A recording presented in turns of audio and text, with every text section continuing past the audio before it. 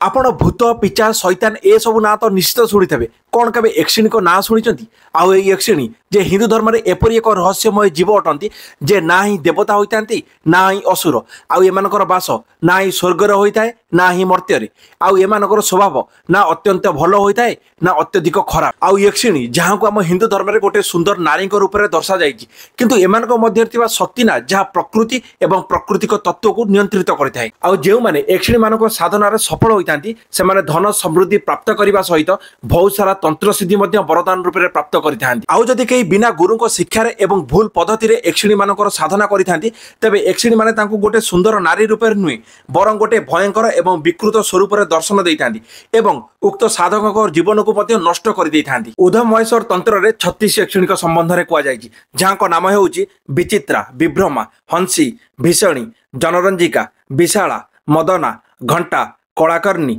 महाभया महेन्द्री शंखिनी चंद्री श्मशाना बटजक्षिणी मेखला विखला लक्ष्मी मालिनी शतपत्रिका सुलोचना शोभा कपालिनी बरजक्षिणी नटी कामेश्वरी धनजक्षिणी कर्णपिचासी मनोहरा प्रमोदा अनुरक्षिणी नखकेशी भामिनी पद्मिनी स्वर्णवती रतिप्रिया आउ ये 36 यक्षिणी मध्य आपण केते जन ना आगुरी जानी कमेंट माध्यम निश्चय जनइबे और वीडियो को लाइक चैनल को सब्सक्राइब करने बिल्कुल भूलिबेनी। रहउची जय जगन्नाथ।